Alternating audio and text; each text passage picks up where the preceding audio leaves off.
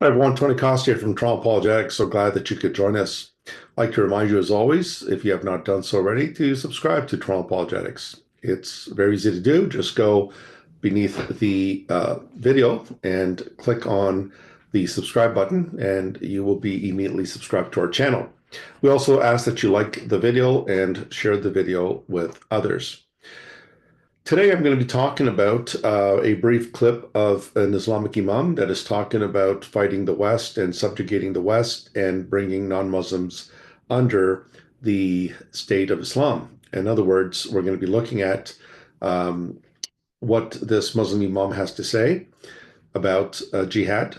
When non-Muslims say things like Muslims want to take over the world, they want to violently subjugate their enemies, like Jews and Christians, and so on, we are systematically accused of being Islamophobic. We're systematically accused of being hateful, and just because we are quoting the very texts of Islam. However, um, when we do that, we're simply again citing those authoritative texts. What we're going to be watching is we're going to be watching a clip of an imam basically saying the same things.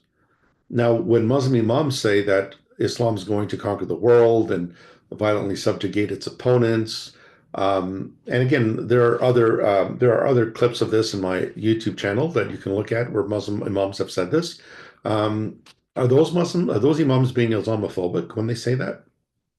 Because Christians and non-Muslims, when they make those claims, they're always being called Islamophobic. But when Muslims make the very same claims, are they being Islamophobic? And that just shows you how silly the title Islamophobia and Islamophobic is. It is simply a conjectural term. It's a created term to censor speech to stop you from criticizing Islam. So we're not hating Muslims. We're as Christians, we're not called to hate Muslims. We're called to love our neighbor as ourselves. Jesus even went so far as to say to love your enemies, pray for those who despitefully use you. And so we're not here to hate Muslims, but we are here to assess Islam. To criticize Islam is not to be hateful of Muslims. Christianity has been criticized for 600 years, or excuse me, for 400 years rather. 400 years in academia, Christianity has been attacked and assailed. Are they being Christophobic? Are they hating Christians? Well, no. To criticize an ideology is not to hate the person. Ideologies don't have feelings. Worldviews don't have feelings. A religion in and of itself does not have feelings. It's simply a worldview, an ideology. So we're going to play a clip here of a Muslim imam who is saying straightforwardly that the intention of Islam is to subjugate unbelievers, including Jews and Christians. And there are three stages that Muhammad basically set down for the Muslim to follow. And those three stages are number one, in a state of jihad, the first thing you do is you call them to Islam. This is called dawah. You invite them to Islam. Excuse me. And if they accept, then wonderful. You have made a revert, not a convert, a revert, because they're reverting back to what they originally were. Muslims believe we're all born Muslims. So that's the first stage. You invite people to Islam. Now, secondly, uh, if you invite Jews and Christians to Islam, being people of the book, and they refuse to become Muslims, then you impose on them the jizya, the special poll tax mentioned in the Quran, chapter 9, verse 29. And if they pay it, then you will keep them basically in check. They are humiliated, and they are to be humiliated and feel themselves subdued by the paying of this special poll tax. It's meant to diminish them. It's meant to humiliate them for not becoming Muslims. And the third one is if the Jews and the Christians don't accept the payment of jizya, the poll tax, then fight them and kill them. Now, in the case of non-people of the book, people who are not Jews or Christians, so Buddhists, Hindus, Taoists, Jains, and so forth, Sikhs, um, Sikhs might get away with it by claiming they believe in one God. But again, Sikhism is a 16th century religion. It came 900 years after Muhammad. And so they don't mention the Sikhs in the Quran. Obviously, there was no Sikhism in the time of Muhammad. And so If you're not one of the people of the book, if you're not a Jew or a Christian, and you refuse to become a Muslim, then you only have two options: either you convert or you die. So, as we listen to this Muslim Imam, who I guess he's being Islamophobic because he's attacking Islamic ideologies. Of course, he's never called an Islamophobe um, because apparently he's a Muslim. Let's listen in to what he has to say. And what I will do is I will pause the video when necessary. So let's listen in to what this Imam has to say. Equality to all of its members. Is there such a thing in Islam? Is there equality of faith? If we look to one hadith of Rasulullah sallallahu alaihi wasallam. Well, is there equality among all peoples of faith? Is there equality among Jews, Christians, Muslims, Buddhists, Hindus, Sikhs, Jains, Shinto? Is there equality?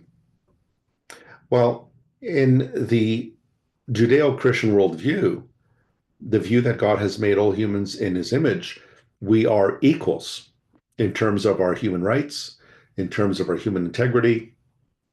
We are equals. In terms of faith, while we can respect one another's faiths, and this is a Baptist distinctive, I'm a Reformed Baptist confessionally. One of the distinctives of the Baptists is their acknowledgement of freedom of religion. And so what that means is I don't disagree, I don't agree with Islam or with, I don't agree with Buddhism and Judaism, but that does not give me the right to suppress them. And it doesn't give me the right to attack them and not to practice their faith. Insofar as their faith doesn't threaten me and my family and threaten my country and my fellow man. That is where Islam fails, because it does that. But to a Muslim, as a Muslim, if he wants to go and wants to fast during Ramadan, that's his right. If he wants to go and do his prayers, that's his right, as long as it does not infringe on my rights, as long as you don't give favoritism to one group above another. And so I understand the concept of equality, and I think as image bearers of God, we should have that. But does that equality exist in Islam? And the answer is no. That equality does not exist in Islam. And that's what you're going to hear. So here he's referring to a hadith. He refers to Muhammad, and again, whenever Muslims mention Muhammad, they will always say Sallallahu Alaihi Wasallam, which means may peace be upon him, and that's a standard Muslim practice. So he's quoting here a hadith from Abu Hurairah. Let's listen to what it says. On the authority of Abu Hurairah, Sahih Muslim. So no Sunni Muslim can really argue against Sahih Muslim or Sahih Bukhari. Now, why? Because Bukhari and Muslim are Islam's most reliable hadiths. They're the most reliable. So Sahih Bukhari, Sahih Muslim, those from all the hadith collectors, hadith narrations, those two are considered the most authentic. Rasulullah said, don't greet the Jews and the Christians before they greet you, and when you meet any of them on the roads, force them to go on the narrow side of it. Wow, that's lovely. Isn't that so wonderful? You can feel the love there.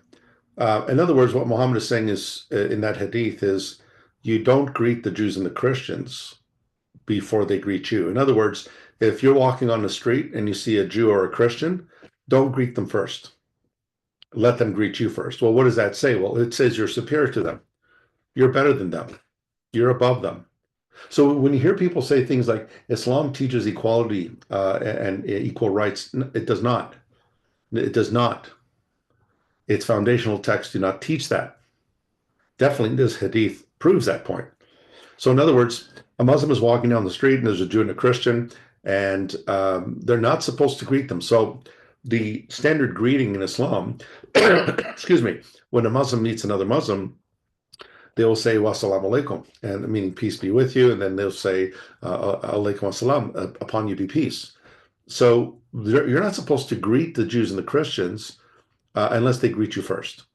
Now, I've done this before with Muslims. There's a hadith that says that when a Jew or a Christian greets you, you do not respond in kind. So, for example, Muslims say wassalamu alaikum to one another, peace be upon you. But if a Jew or a Christian says to you, to a Muslim, wassalamu alaikum, some of them have responded, alaikum assalam, and peace be with you. But those who are well studied in the Hadith and in the Quran, particularly the Hadith, I've had cases where I have said, even to Imams, I've said wassalamu alaikum, and they would say, and you too. In other words, they wouldn't greet me back. Why? Because I'm a Jew, or because I'm a Christian. In my case, I'm a Christian, but because being part of the people of the book, you're not on an equal standing. The other thing this hadith tells us is that if you're walking on the street and you see a Jew or a Christian, notice what it says, force them to go on the narrow side of it. So if you're walking down the street and the sidewalk that you're on is narrow and the sidewalk they're on is broader, well, you force them to go on the narrow side of the road. Well, why? Because the chances of them being, let's say, struck by a horse and buggy is higher than you getting hit. So what is this communicating? It's communicating that there's an inequality here between the two. And Imam Malik, he said the same thing as well. In fact, Umar ibn Khattab, who Rasulullah sallallahu alaihi wasallam, he said that if there was to be another Nabi after me, it would be Umar ibn Khattab in his own charter, not charter of United Nations. See that? So here he's referring to Omar, one of the caliphs, the Sahaba, the companions of Muhammad. Notice it says he refers to his charter and not the United Nations. Well, see, the United Nations, their human rights charter in the late 1940s, it actually says in their charter that you cannot, dealing with human rights, that a person has a right to convert to any religion they want. They have a right to leave their religion and they have a right to convert to another religion. But that's not the Sharia. The Sharia law, the law of Islam, says no, you become an apostate, you die. And so there was a Cairo Declaration of Human Rights that was a response to that, and it's based on the Sharia. And so notice how he's appealing here, not to the United Nations. I wouldn't appeal to the United Nations. I mean, I think the Bible asserts the equality of all humans as image bearers of God, but not Islam. And so here he is now going to refer to the Charter of the Levant. Of course, there was a pact that later that Umar made against the Jews and the Christians, particularly the Christians. And it was oppressive. It was not about equal rights or freedoms. So let's listen in. In his charter with the people of Sham, with those Christians of Sham, in his charter was Kafir and Muslim, they're not allowed to wear the same clothes as one another. Yeah, so in the Pact of Omar, he's right. They're not supposed to wear the same clothes. Why? To distinguish them. To distinguish them. So you want to talk about apartheid? We keep hearing about apartheid, that Israel is an apartheid state like South Africa was and so forth. Who's teaching apartheid here? Who's talking about separation? So Jews and Christians are not supposed to wear the same clothes as the Muslims. Why? To distinguish them. They are not equal to Muslims. They're to be distinguished. If the Muslim, he comes out on the day of Eid and he sees Kafir with nice clothes, the Kafir has to take his clothes off and give it to the Muslims. Isn't that lovely?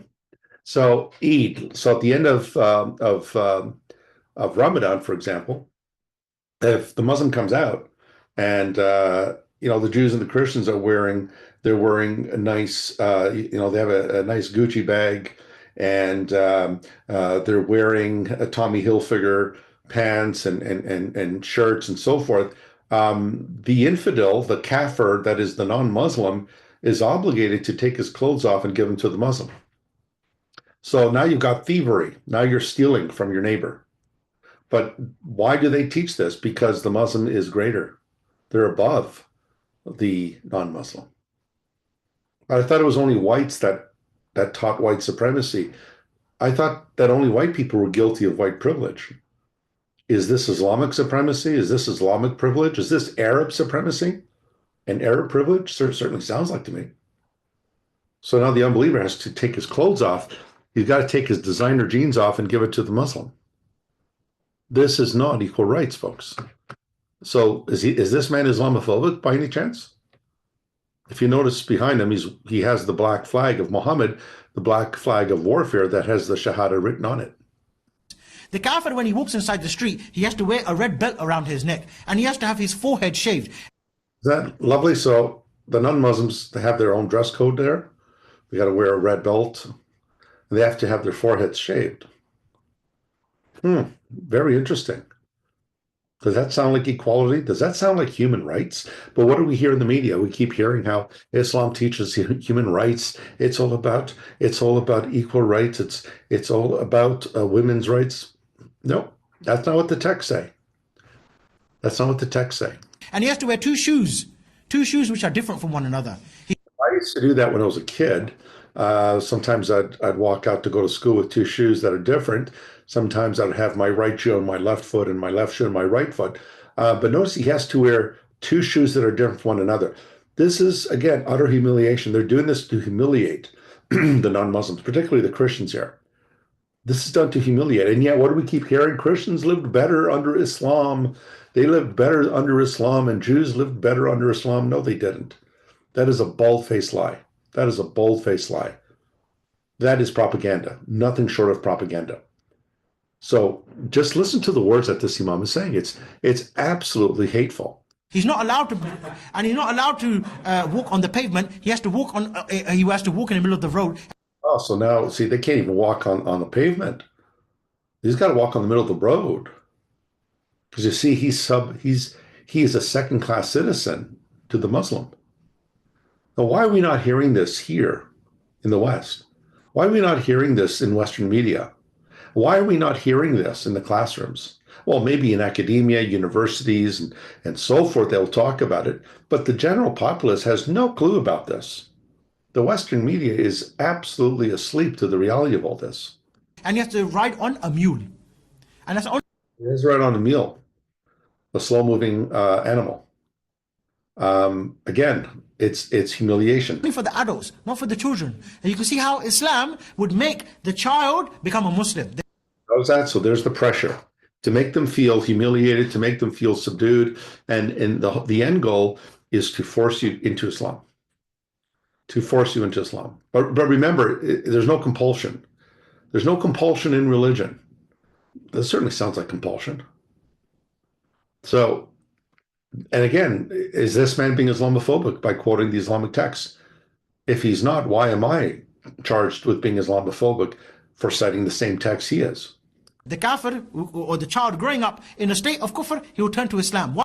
So the child growing up in that state will want to convert to Islam because he sees Muslims living a better lifestyle, they seem freer, and therefore it'll put pressure on them to convert. Why? Because the child will be walking along with his dad. He said, Dad, yeah, why you got your forehead shaved? I don't know whether these Muslims, they make me do it. The Muslims make me do it. There it is. Human rights, folks? I don't think so. Why you got to walk? Why can't you ride the animal like the Muslims? They ride the animal like this. Why are you walking with both legs dangling on the side of the donkey? Those people laughing? Yeah, that's right. So this happened, folks, and it continues to happen whenever there's an Islamic state. So Jews and Christians, when they ride on a donkey, they have to ride with their legs on one side. Why? To differentiate them. The whole point here is to humiliate them, to make it insufferable for them so that they can convert and become Muslims. Why is it every time the Muslim comes to you, he asks you for your clothes, you give it? Why is it every time he tells you to get down from the horse, you have to take it? And not only that, he said the kuffar, they can have their churches. Now listen to this, folks. This is very, very important. The kafir, the infidels, the kuffar can have their churches. Now remember, there are no churches in Saudi Arabia. There are no mosques. There are no synagogues, rather. There are no Hindu temples, no Buddhist temples. You can't have a Christian prayer session together in the open public. Of course, Muslims can do that on the streets of Paris and Toronto, and they can pray in the streets of London, and they can do all of that. There's a reason for that, folks. There's a strategy behind all that. But of course, Christians in Saudi Arabia, nope, no churches are allowed. No synagogues are allowed for Jews. And you cannot openly pray in Saudi Arabia. So under Umar, under the Pact of Umar that he imposed on the Christians under the Sharia law, notice the infidel can have their churches, that is, not in Saudi Arabia though, but in places that they've conquered, places like Egypt, Syria, Iran, and so forth. They can have their churches, but notice the exceptions. They can have their churches, but they're not allowed to ring the bell. There you go. So if you've got a church with a bell tower In some of the older churches, they have bell towers, and they toll the bells on Sunday morning for worship, basically to call people to worship. And they would ring them at weddings and so forth, or funerals. Notice here, they're not allowed to ring the bell. In an Islamic state, those bells will remain silent. You're not allowed to ring the bell. And if a Muslim he's walking by, let's say for example a Muslim's been on Edgware Road, for example, he's had some nice shisha, some nice steak, no hubble bubble, we don't deal with anything like that. And he's walking along and he's rubbing his belly and he's like, oh man, I don't want to upset my wife tonight. Just a comment here, folks, I want to make. Um, so Christians are not allowed to toll their church bells in Islamic states, but in the United States and Canada and in Europe, they're allowed to blare the call to prayer on speakers. In some cases, in neighborhoods where they're waking people up as early as 5 o'clock in the morning. And so it's called the adnan, the call, the cry to prayer, the call to prayer that is usually said traditionally on the minarets by by the Muslims that would call people to prayer, the adnan. But in the West, they've been using microphones. They've been using loudspeakers. Um, they do that because politicians who are ignorant and know nothing about Islam think it's a human rights thing, and they should be allowed to do that. Christians are not afforded that right in Islamic countries. They can't ring the bells. But notice here, this is where it gets very interesting. And I'm going to back this up a bit here. So let's listen. Listen what he says. And he's walking along and he's rubbing his belly and he's like, oh man, I don't want to upset my wife tonight. What he can do, he can go to the church, knock on the door. John, let me in. Okay, no problem. John has to put up Abdul Ghafoor for the night. There you go. So here now you've got free Airbnb. So under the Islamic State, if a Muslim guy wants to crash in your home, crash out for the night in your home, you have to put him up for the night. You have to put him up for the night. So now you got free Airbnb. He can just help himself if you're a Jew and a Christian. Can't do that to a Muslim. Oh no, that's dishonorable. You can't do that. That is a dishonorable thing. But a Muslim can do that to a Christian. Abdul Ghafoor with his big belly, having his nice kebab. John has to open up the church and he has to go there and sleep there nice. There you go. So now you got to let him stay in the church, right? Can a Jew and a Christian sleep over at a mosque, a masjid? Can they sleep over there? Oh no, not at all. No, they're kafir, they're unclean, they're najas, they're filthy. Is this beginning to bring the light bulbs on your head? What's going on here? This is not what you hear in mainstream media. You hear a sugar-coated version. This is unvarnished Islam right here, as you're hearing this Imam speak. Nice and comfortable and say, all right, John, thank you, and then carry on going early in the morning. Which wife is going to live with John under that type of circumstances? There you go. Now catch this. This is very, very important. So the Christian fellow, John, a Muslim guy starts barging into his church, wants to stay at the church. What type of wife is going to want to live with John under that type of circumstance? In other words, that woman is being pressured. That woman is living in an unsufferable condition. So listen on. What kind of dishonoring is this for me to live with John and Abdul Ghafoor comes every Friday night and sleeps in our bed as well? Of course. There you go. And everyone's laughing about that. Of course, if it was the other way around, there'd be screams of Islamophobia, screams of dishonoring women in the house. But notice with Christians, this is to treat Christians like this and Jews, totally acceptable, no problem. Because Sunnah is to look after the guest, isn't it? I can't make you sleep on my floor if you can't. You're a Muslim, by the way. So what about when Abdul Ghafoor goes to John's house? So there you go. So the Muslim can't sleep on the floor. You're going to sleep on the floor. He's going to sleep on the bed. John, sleep on the floor, and I'll sleep on the bed.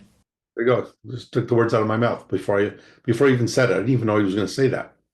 So there you go. Do you see the humiliation, folks? Do you see the second-class citizenship that's going on here? And then embarrassing this Christian man, John, and putting pressure on him, and then making the wife feel uncomfortable. He says this with a straight face. Now, of course, if we treated Muslims like that in the West, we'd be written up. There'd be cries and howls of discrimination and Islamophobia, and the police in England would be coming and knocking on your door for offending these people. What's going to happen? Tracy's going to be on the floor thinking, my husband, he's got a forehead shaved, and this one, look at this one, khatab, mashallah. Which one's more attractive? We're not gay, but I'm just saying. Ah, so there you go. So now the pressure is put on the wife to do what? To divorce her husband. For this Jewish woman or this Christian woman to divorce and be attracted to whom? To the Muslims. So now they're after your wives. Which one is more attractive? He says, we're not gay, but I'm just saying. Is this getting through to you folks? Is this filth, this filthy language, is this getting through to you yet? A man with his forehead shaved and one belt around his neck and two different colored shoes, or Amir Khattab. Amir Khattab, we're talking about here now, with that nice Chechen hat, big beard, you know, a bit to the side. Yeah? You see, once again, as Muslims, we're the attractive ones. We're the best of all peoples, like the Quran says in chapter 98, verse 7 of the Quran. Do you get the message here, folks? There is no equality. In an Islamic state, all your rights are gone. That's what their texts say. But you listen to the media, oh no, that's not the case. These are just extremists. No, that's what their texts say. And he's got the badges there, la ilaha illallah, la ilaha illallah, yeah? And he's got a big gun, and he's got a big camouflage jacket on, nice boots, gloves as well. Even if he's got a couple of fingers missing, still looks attractive. Amazing. Well, he's got a couple of fingers missing from what? From Jihad. And everyone's just laughing it up in the back. Yeah? What's Tracy going to do? John's in for a problem. He just let him in for a kebab, he lost his own wife as well. So everyone's going to become Muslim. That is, my dear brothers, the Islamic State. There you have it, folks. There you have it. And I just want you to notice something here. I want you to notice something here. I'm going to try to highlight this here for you. Islamic scholar in the UK. No, notice where he is. I didn't mention this until now, folks. I didn't mention this point until now. This Islamic scholar is in the UK, in the free world, in the West. Well, not as free as it used to be. It's becoming more oppressive and repressive. But Islamic scholar in UK, Abu Waleed. So where is he speaking? Saudi Arabia? Nope. Is he speaking in Pakistan? Nope. In Malaysia? Nope. In Indonesia? Nope. Where is he speaking? He's in the UK. Speaking like that. And he also said that we will transform the UK into an Islamic state and will impose humiliating laws on Christians and other non-Muslims to make them want to convert to Islam. There you go. And there you have it, folks. That's what the texts say. And he's quoting them. Same text I quote from. The only difference is when I quote them, I'm a bad guy. When I quote them, I'm Islamophobic. When he quotes them, silence, crickets. When he quotes them, it's, well, you know, it's maybe he's an extremist. Well, if he's an extremist talking like that, what's he doing in the UK? What are hate preachers doing in the UK? Some of them have been arrested. Some of them have been put under surveillance and watch. What's going on here? Why is this man allowed in the UK to spout this type of language? And yet certain Christians are not allowed in the UK. David Wood's not allowed in the UK. But hate preachers like this are allowed. You need to wake up, folks. The good news is that the remedy for all this is the gospel of Jesus Christ. And there is a 25% apostasy rate now among young Muslims. They're leaving Islam. They're leaving in droves. And that's because they have access to information through the internet, something they never had 40 years ago, 30 years ago, even 20 years ago. They didn't have this immediate access to information that they have now. But the good news is that there are Muslims who are coming to Christ. I know because I meet them all the time. And I know some of them personally. And so, folks, this is just to remind you that this ideology is a dangerous ideology. It's a supremacist ideology. Everyone's too busy talking about white supremacy when they don't understand the supremacy is in Islam, this oppressive ideology. And so it's no surprise that in the Quran, in the Quranic text, the Quran is very clear on this. So what I want to do, folks, is I want to leave you with a reading here from the Quran. I have here a copy of the Quran, Sahih International. So it's a well-recognized English version of the Quran. And this Quran that I hold in my hand is published right out of Riyadh in Saudi Arabia. What I want to do is I want to leave you with a quote here from the Quran, from chapter 98, Surah 98 of the Quran, known as Surah Al-Bayinah. And in chapter 98, verses 6 to 7, it says this: Indeed, they who disbelieved among the people of the scripture, Jews and Christians, and the polytheists, that is, the non-people of the book, those are not people of the scriptures, will be in the fire of hell, abiding eternally therein. They are the worst of creatures. So in chapter 98, verse 6 of the Quran, it tells us that those who disbelieved, the Jews and the Christians who disbelieved, and the polytheists, the non-Jews, the non-Christians, they will be in the fire of hell. They will abide eternally in there. And notice what it says about them. They are the worst of creatures. So according to the Quran, Jews and Christians are the worst of creatures. The word worst there can also be translated vilest. They are the vilest of creatures. They are the worst of creatures. Does that sound loving? Does that sound like equality? Does that sound like human rights? Well, if we are the worst of creatures, well, then who are the best? Well, verse 7 says, Indeed, they who have believed and done righteous deeds, they are the best of creatures.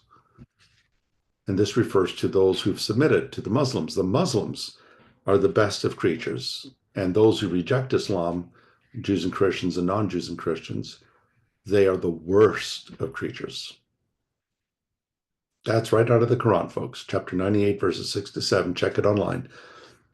And so, right out of the Quran, the alleged word of God, the word of Allah, it tells us that Jews and Christians, so if you're a Jew or a Christian and you're watching this program, the Quran, this book, says that you are the worst of creatures. You're the vilest of creatures because you've rejected Islam. And Muslims are the best. And so who has the superiority complex here? Is it the white folks? No. This book has been around for 1,400 years.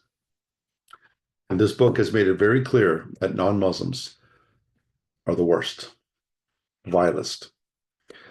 And so, folks, I hope you pay attention to this. I hope that you bear this to heart. But this is the reality. I'd like to remind you again, if you haven't done so already, to again subscribe to the channel, like and share the video. I also want to mention my book, No King But Christ, The Collapse and Bankruptcy of Secular Worldviews. I also mentioned Islam in my book here. My book is now available. It's out, available on Amazon. I'll put a link in the description box below to get that book, which addresses, in part, it addresses Islam, but many other topics. So, folks, thanks again for watching, and look forward to seeing you in a follow-up video. Take care, everybody. Lord bless you.